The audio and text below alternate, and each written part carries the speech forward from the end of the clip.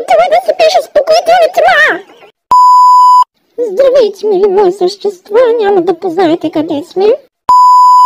Понеже вече една седмица нашата наркоманска баба Гранушка ни съсипва психиката, днеска аз съм решила да я съсипвам нейната. Тя естествено сега няма да дойде, защото знае, че и кория план. И нарочно се не направила на Изи да е гадно и е препоръчително да си намалите звука, за да не оглушите. От 5 минути тук вися като супо и тая съседина е накрая да дойде. И сега ще видим какво ще се случи. И тук да почнем да рушим къщата и оборудването. И там аз тук да се борим да е гадно. И да шлема. Али по-бързо, нямам време.